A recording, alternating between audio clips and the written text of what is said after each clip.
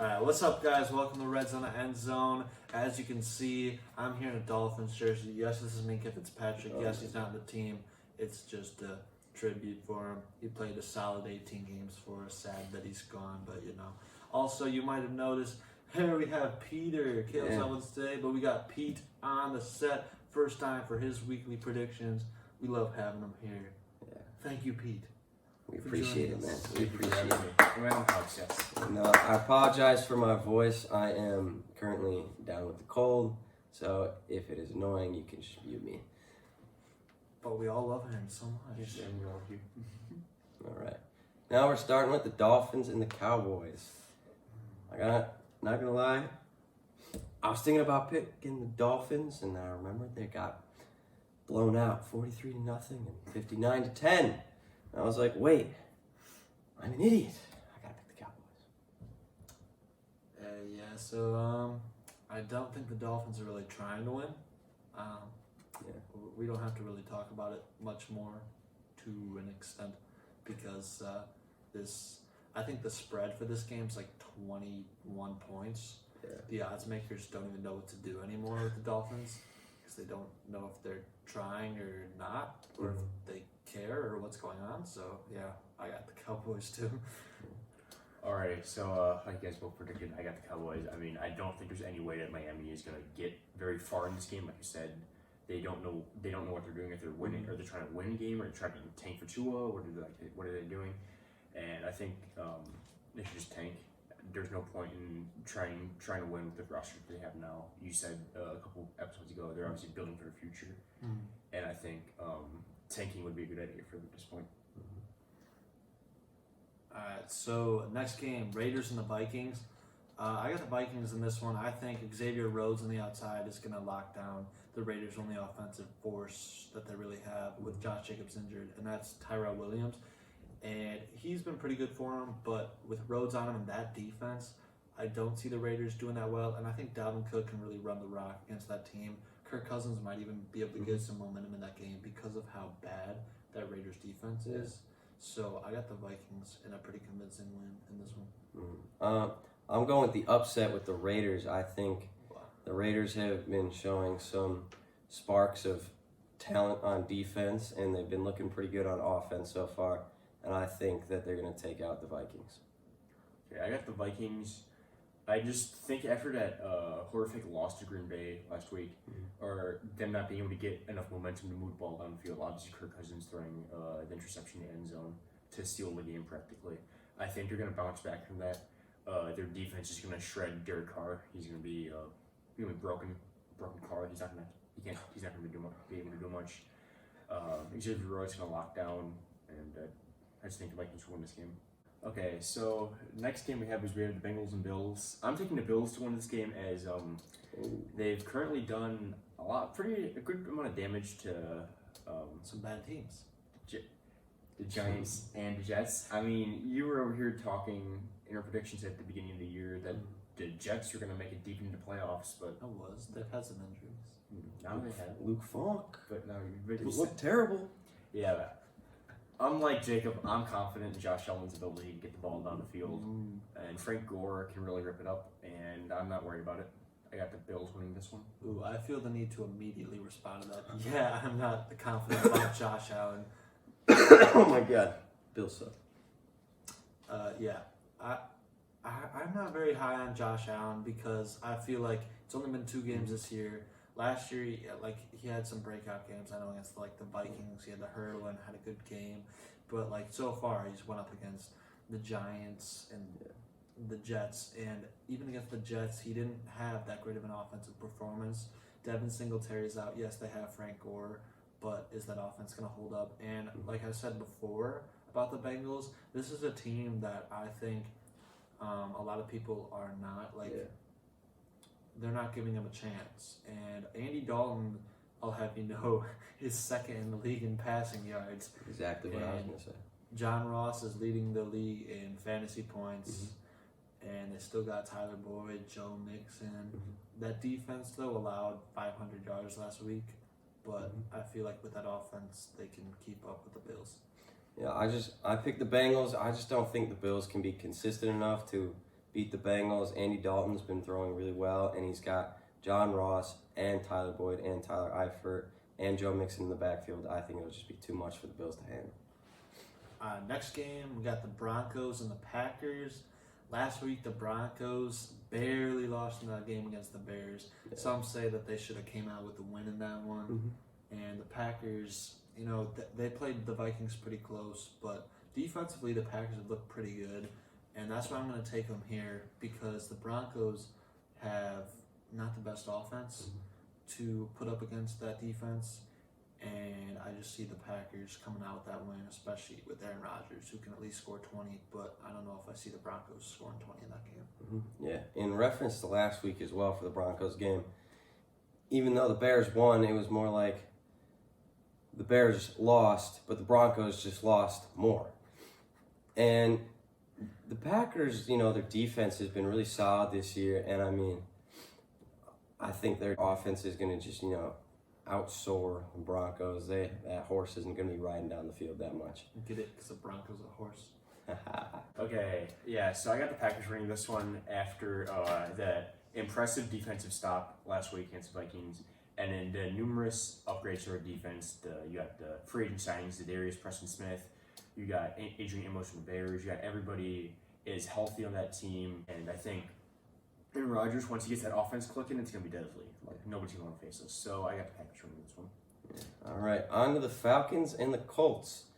This time I'm taking the Falcons over the Colts. I just don't think the Colts have what it takes to beat a team like the Falcons, whose defense is starting to, they're starting to click a little bit better. And Matty Ice, he's looking Arctic. Yeah, I totally agree with that. Matt Ryan is playing really well this year. He has the past couple of years. And here he is again with Julio Jones, Calvin Ridley emerging. And he's still got Mohamed Sanu there. So, and a Pro Bowl tight end, Austin Hooper. You know that Devontae Freeman hasn't gotten it going, but nonetheless, that's enough weapons to get them past Jacoby Brissett and the Colts. Not to mention Ito Smith as well. Oh, yeah. Okay, so I got the Colts winning this. I know it probably seems surprising to a couple of you. I just think they're going to pull off the upset here and defeat the Falcons. Yeah, and you might want to listen to his upsets because, Peter's 4 games ahead of all the rest of us, so 26-5-1. Don't underestimate Peter's mind-blowing prediction abilities. And next we have the Ravens and the Chiefs. The Ravens have been looking really good these past 2 weeks, but the Chiefs are looking better. So that's why I'm taking them over the Ravens. Last year's game, this was really good. This was the game Mahomes had the no-look pass. And this year I expect a little bit more of a one-sided victory.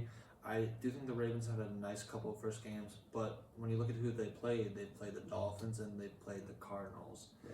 So are the Ravens going to come out motivated enough? They have to know that they're going to have to play this game against the Chiefs much harder than they've played the last 2. So we'll see how that goes. But as of right now, I think Pat Mahomes is just going to be just too much of a force to stop. I also feel like this week is really a week for the Ravens to prove themselves that they can, really handle and stay together up against a bigger team than, the Dolphins or the Cardinals. Yeah. Okay, I agree with you guys here. I think that the Chiefs are going to win this game based on the idea that the Chiefs' offense has really gotten all cylinders clicking. I just see them demolishing the Ravens' defense. I can see that Hollywood Brown and Lamar Jackson could probably get the air raid going. However, against that pretty bad Chiefs defense. However, I just think that the Patrick Mahomes offense is going to shoot out against the Ravens one. Alright, next game is an AFC East rivalry between the Jets and the Patriots, but can we really call it a rivalry with the Patriots? They've got all the pieces now, and the Jets are just falling apart with CJ Mosley injured and their top 2 quarterbacks injured. So they're going to roll out with Luke Falk, and it's going to be tough going into Foxborough with a healthy team. That's tough. And what the Jets have right now, they just don't have their team that they want. You don't even know what's going on with Jamal Adams and what's going on in that locker room right now. If has control of that team and has them going in the right direction, because right now they're 0-2 and they don't look the part. So we'll see what happens when they come out, but all signs right now point to the Patriots. Yeah, it's really unfortunate that the Jets have started to fall apart, and the fact that along with this, the tough schedule of them having to play the Patriots at Foxborough, it's just not going their way at the moment. So you have to give it to the Patriots. Okay, exactly, same. I don't see any way that the Jets will be able to do very much. Like you said, healthy teams in Foxborough is already a challenge because the Patriots have such a big home field advantage, and Tom Brady just knows how to win a game. I just don't think the Jets have it this year. So our next game we have is the Lions and Eagles. I got the Lions winning this one. I know that they have one loss and they have one tie in the division, and they're currently second. However, I still think that Matt Patricia can get this offense and defense hyped up, and I hope they could probably win against the Eagles. Yeah, I got the Lions winning too. That may come as a surprise to a lot of people, but I see the Lions going into Philadelphia, who I know they might be upset with that result last week, but they're without their top 2 wide receivers, so they're going to have to rely a lot on those running backs in the backfield, and then their top receiver right now, other than Ertz, is Nelson Aguilar. So I don't know if I'm really trusting them, especially with the way that Lions defense was able to, shut down the Chargers last week. And to me, that was really impressive out of the Lions. And if they can come out and have that same performance against an Eagles team, then I think they put themselves in position to win that game. Yeah, I think it's going to be a really close game, considering the injuries sustained on the Eagles. But I still think the Eagles are going to win it, just because I think Carson Wentz has more playmaking ability than Matthew Stafford does, and I think in the clutch, Carson Wentz is going to pull it out. Okay, our next team we have Panthers and Cardinals. Okay, so I got the Panthers winning this one. It might seem as a surprise. I know obviously Cam Newton's hurt, and I think that offense will stutter without him. However, they are playing the Cardinals, and the Panthers' defense is pretty decent, so I think they could easily probably get to Kyler Murray and get into his head, and they could probably shut him down. I do think this will be a very close game. Probably a field goal would decide the winner. With Cam Newton now, he hasn't played well the first couple of weeks, but still, I don't know how that team's going to look I think they're going with Kyle Allen at quarterback. I don't really know how that team's going to look, because last year when they rolled out with him the second half of the year, they lost almost all of their games. So even a team like the Cardinals, I don't know if the Panthers are going to be able to get past them. Yeah, I'm picking the Cardinals as well. Kyler Murray's been looking pretty well. I mean, throwing for over 300 yards his first 2 starts, and with that injury-riddled Panthers, I don't think they're going to have what it takes. And North Turner not looking so smart this year with his play calling. 4th and 1. Yeah, let's not go too much into that. Next, we have the Giants versus the Buccaneers. I'm taking the Buccaneers this week. I don't think Daniel Jones is going to do as well as everybody says he's going to do. It's his first start against the starters. In preseason, he was doing really well, but that was against a bunch of second stringers.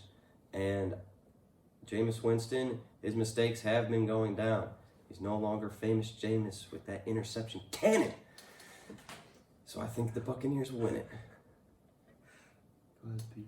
Okay, yeah, I have to agree with you here. I just don't see any way Daniel Jones is gonna completely amaze everybody on his first start. A lot of NFL quarterbacks' first starts is very rocky. They have to get into the flow of it, and I think obviously the Buccaneers have this surprise advantage here, where he's brand new to the game. He doesn't know what he's doing. He needs to get into that offensive scheme by their offensive coordinator and head coach. And I just think that the Buccaneers would take this one. All right. So, yeah, you're right. The Bucs, they came out and beat the Panthers last week, so they deserve credit for that win. The Panthers didn't lose that game. The Bucs won that game.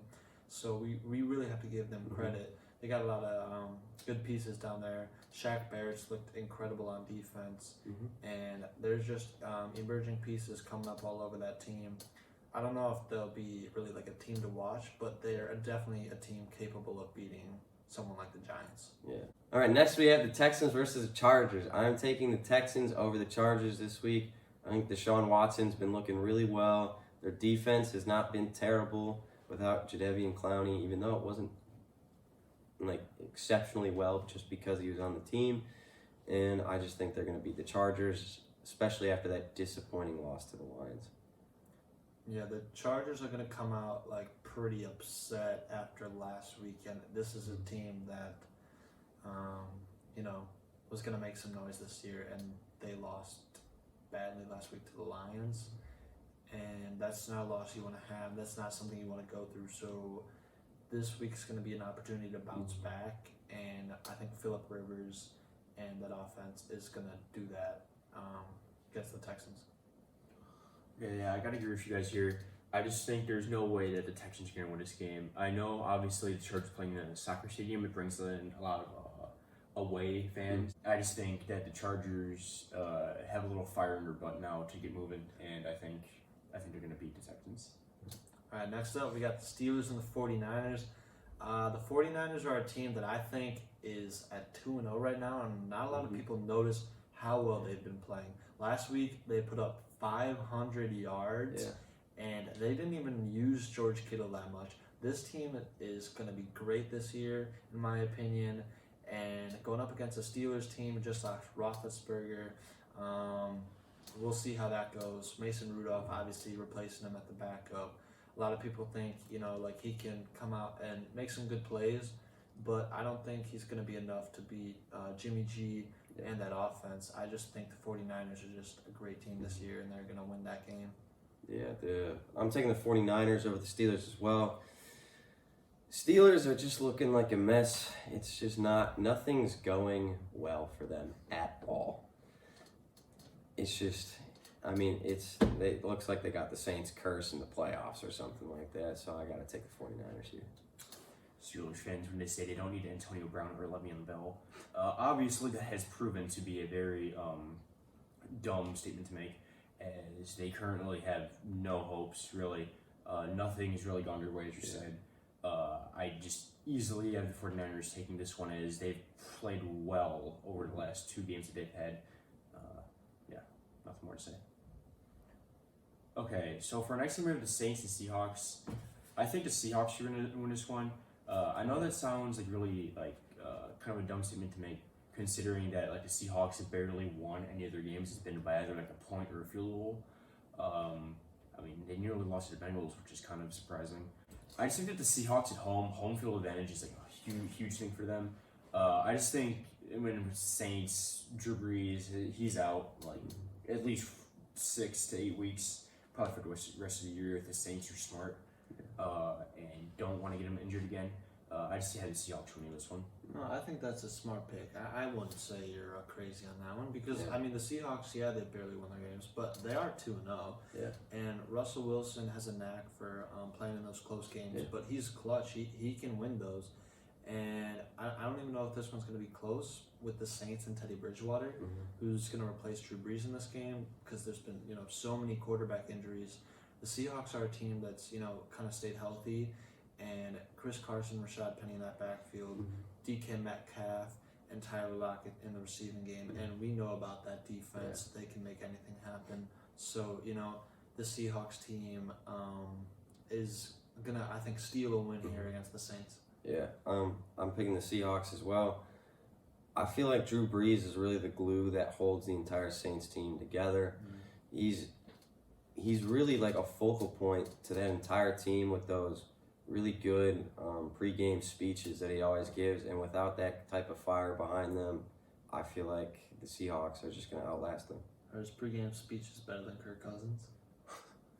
I don't know, I've never heard Kirk Cousins' pregame speech. Okay, moving on to our next game, we have the Browns and Rams. Prime time, Sunday night. Yes, okay. Browns? Sunday night? Yeah, I know, What? right? It's been a long time, right? What? I got the Browns winning this one. I see the Browns, obviously they have now they have the fire in them. As you can see, they beat the Jets. Obviously Jets are very injury riddled. So I guess that's not much of a win. I guess you beat an injured Jets team, but they still beat them nonetheless. So I think they got some more momentum heading into this game, and I just think that the Browns will win this. Yeah, I'm gonna take the Rams over the Browns just because I still think the Browns aren't as complete of a team as everybody thinks they are. They had a few good plays versus the Jets, but other than that, the Jets kind of kept them in check for a lot of the game. Except, it was really just OBJ's speed on that really good touchdown play that kind of like helped them explode through it. And I really think that if they had Sam Darnold on the team, that the Jets probably could have won that game versus the Browns. So I think the Rams are going to take it. I kind of agree with Aaron a little bit on that. Like, the Browns didn't play their best against the Jets, but touching on what Peter said earlier, the Browns are going to come in this game with a ton of momentum because they're going to be at home in prime time, and they know about the hype around them with Baker, OBJ, Jarvis Landry. There's a ton of hype around this team. They finally get to go back and play on Sunday night. It's a huge stage for them. It's a huge prove-it game that this team is legit. Okay, let's beat the team that was in the Super Bowl last year in the Rams and just came off a win over the Saints, who are another good team. And I just think the Browns, although if they play like they did last week, they're obviously not going to win this game. But I think they're just going to keep on improving the more that they play together and the more that they build that chemistry on that team. They're going to come out and they're going to really connect. They're going to click, and they're going to come out swinging. Yeah. And for the last pick of the week, we have the Bears versus the Redskins. Even after some poor play last week by the Bears, just barely getting out of that stadium with a dub, I think that they're going to beat the Redskins. I think after the Week 1 loss to the Packers, that was a huge blow in their confidence.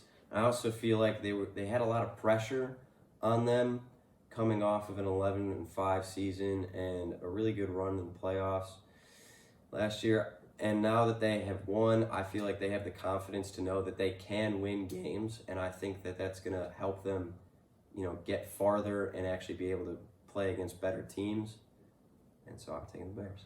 The Bears really, I think that they're lucky that after that Packers game that they get to come out and play two of the worst teams in the NFL, in my opinion, in the Redskins and the Broncos last week, who they probably should have lost that game, and they didn't really play well at all. But the Bears just going up against the Redskins team, who need to get things sorted out. They haven't won a game yet, and I don't really see the Redskins winning. So that's the reason why I got the Bears. I don't see the Bears as not even a good team right now. They're capable, but from what we've seen so far, they haven't played that way. But playing like that should be enough to beat the Redskins. I really think that the Bears just had a total loss in confidence after that Week 1 game. I really think that was kind of what held them back against the Broncos. I mean, Matt Nagy has not been looking like how he was last year with really solid play calls. It was looking more like he didn't trust himself and he didn't know what to do. And I feel like after that win, now that he knows that he's got a team that can win games, I think that, even though the Redskins, I guess you could say aren't that good a team, I think Case Keenum has been looking pretty good with them. And I think that this is going to be a game where the Bears really prove that they're not as bad as they looked in the first 2 weeks. Offensively, the Bears are just, I don't know what they have been doing recently. 19 points in 2 games. There could also be an issue of starters not playing in preseason because they're not adjusted yet, I guess. Because every year in the NFL is different. You get a year older, but you still need to play good. You still need to do all this. You need to memorize the playbook, etc. And I just think that's been hard for Mitchell Trubisky to do. I think the only thing really holding the Bears back is probably their quarterback. Until then, they have to prove it, I guess. The Bears' defense would have shut down the Redskins. I don't think there's any way that the Redskins can be able to do much unless the Bears just completely just flunk. I don't know, but I don't think that's gonna happen. If the Bears win, or if it becomes a close game, it would be by a field goal. Yeah. But I don't think it's gonna happen. I think the Bears are probably gonna blow them out here, and I have the Bears winning this one. All right, so that's all the picks for Week 3. Check out the rest of our picks on Instagram and Twitter. Redzone the Endzone. We got Nico's, Caleb's, obviously. Josh's and Yvonne's. All right, if you want a quick update on the standings, so Peter's are first at 26-5. I'm next at 22-9. Josh is next at 21-10. Aaron's next at 20-11, and the rest are just under 20. But yeah, we'll see you guys next time. Red Zone to End Zone. Peace out. Adios.